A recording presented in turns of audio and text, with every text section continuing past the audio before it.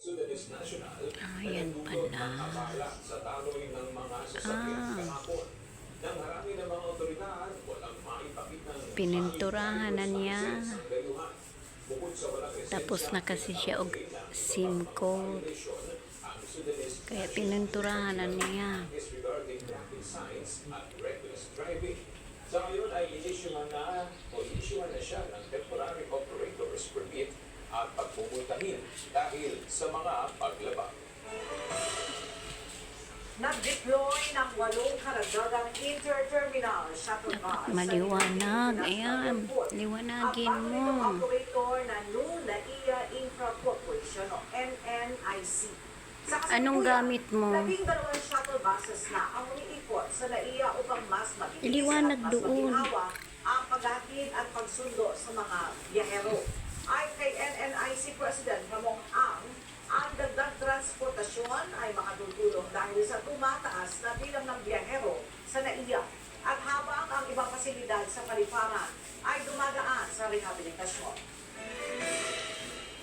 Hinarang ng mga operatiba ng Philippine Drug Enforcement Agency at puwersa ng Philippine Coast Guard ang isang barko na hinihinalang naglalaman ng malaking bulto ng iligal na droga.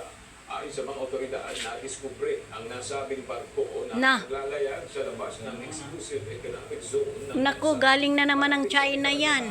ng Mindoro noong February 23. Sa kabila ng masamang lagay ng panahon at malalang Galing ng China na naman yan. Yung mga droga na naman yan. papasok sa Pilipinas ang nasabing barko na anilay pagpapakita lamang ng kahalagahan ng interagency collaboration. Naku.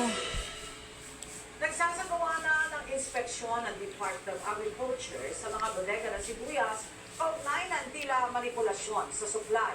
Ayon kay Agriculture Secretary Francisco Chu Laurel Jr. Madali lang pag magpintura. Ang hirap pag mag-SIM coat. Natingnan ang mga warehouse ng sibuyas upang Dapat naka-face mask ka. iipit sa mga bangkang Malalanghap mo yung sibuyas. amoy ng ano, At nakalihim. pintura. Buwan ang inaasahang anihan, kaya dapat ay may mga sariwang supply na sa merkado. Subalit tila hindi anya nakararating ang Ayan na siya mga, harvest ayan na si sibuyas sa mga Steve pamilihan. Bacalso, Ayon sa nagpintura kalihim, na siya. Inaasahan niya na sa mga susunod na araw ay mayroon ng report ang BPI sa tunay na sitwasyon sa mga bodega ng sibuyas. I instructed the Bureau of Plant and Industry and its team to go to all the Ordion cold storages in the country, no? At